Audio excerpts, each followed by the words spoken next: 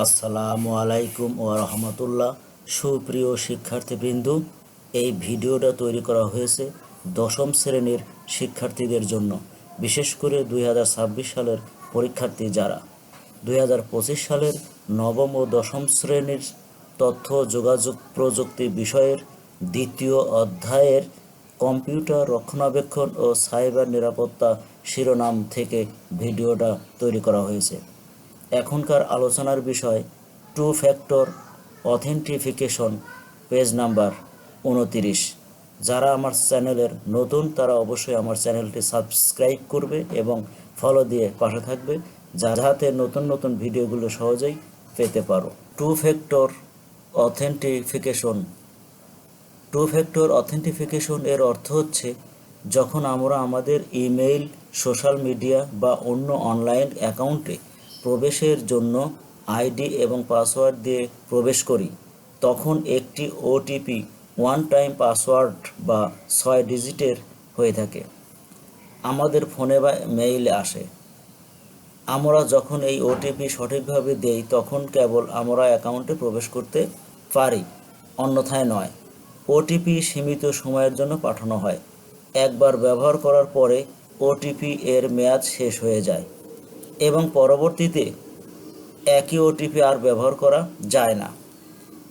Two factor authentication চালু থাকলে cyber অপরাধীর পক্ষে কোনো অ্যাকাউন্ট হ্যাক করা বেশ কঠিন হয়ে যায়। বর্তমান সময়ে সোশ্যাল মিডিয়ার ব্যবহার খুবই স্বাভাবিক একটি বিষয়। আমরা বিভিন্ন প্রয়োজনে এবং বিনোদনের জন্য সোশ্যাল মিডিয়ার ব্যবহার করে থাকি। তবে আমাদের খুবই সতর্ক থাকতে হবে যে আমাদের কোনো ব্যক্তিগত তথ্য সোশ্যাল মিডিয়াতে শেয়ার করব এবং কোনগুলো করব না। হ্যাকাররা আমাদের সোশ্যাল মিডিয়ায় আপলোডকৃত বিভিন্ন কন্টেন্ট এর সূত্র ধরে সোশ্যাল ইঞ্জিনিয়ারিং এর মাধ্যমে কোনো প্রতারণার মাধ্যমে আমাদের অর্থ সম্পদ হাতিয়ে নিতে পারে। এ ব্যাপারে আমাদেরকে সচেতন থাকতে হবে। টু ফ্যাক্টর অথেন্টিফিকেশন চালু করার ধাপগুলো করার জন্য আপনাকে প্রথমে ফেসবুক ওপেন করতে হবে। এটা আপনি ফেসবুকের লাইট অ্যাপ্লিকেশন থেকেও করতে পারবেন। এবার থ্রি লাইন্সে ক্লিক করবেন। একটু ওপর দিকে চাগানোর পরে সেটিংস অ্যান্ড প্রাইভেসি এখানে ক্লিক করবেন। এবার সেটিংস এখানে ক্লিক করবেন।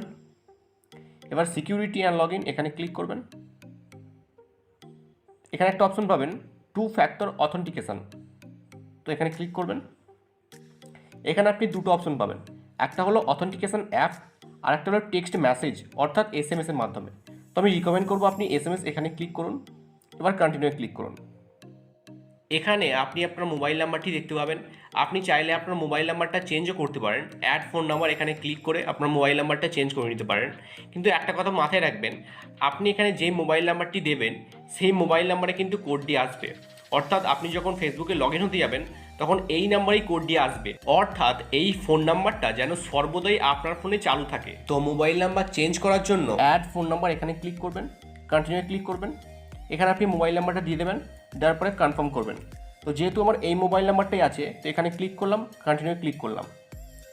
এরপর আপনার মোবাইল নাম্বার একটা 6 ডিজিটের কোড আসবে, তো ওই কোডটা এখানে এন্টার করতে হবে। তো যতক্ষণ পর্যন্ত একটা কোড আসছে আমি ওয়েট করব। এখানে হয়তো কোডটি আসতে 2 থেকে 3 মিনিট সময় লাগতে পারে, বাট আপনি অপেক্ষা করবেন। তো ফ্রেন্ডস এখানে কোড চলে এসেছে।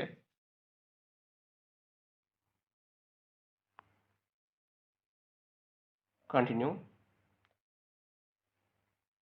ডান। তো ফ্রেন্ডস দেখুন এখানে সাকসেসফুলি আমার ফেসবুকে টু ফ্যাক্টর অথেন্টিকেশন বা টু স্টেপ ভেরিফিকেশন অ্যাক্টিভেট হয়ে গেছে। এবার আপনাদের দেখিয়ে দিচ্ছি কিভাবে এই প্রসেসটি কাজ করে। যখনই আপনি নতুন কোনো মোবাইলে আপনার ফেসবুকটা লগ ইন করতে যাবেন বা অন্য কোনো মোবাইলে আপনার ফেসবুকটি লগ ইন করতে যাবেন ইমেল আর পাসওয়ার্ড দিয়ে, লগ ইন, তখনই এই ধরনের একটা নোটিফিকেশন আসবে, লগ ইন কোড রিকোয়ার্ড। অর্থাৎ টু ফ্যাক্টর অথেন্টিকেশন অন করার সময় আপনি যে মোবাইল নাম্বারটি দেবেন সেই মোবাইল নাম্বারে একটা কোড যাবে। তো আমি কোডটার জন্য ওয়েট করব।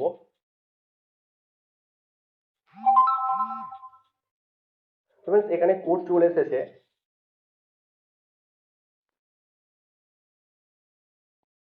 কন্টিনিউ।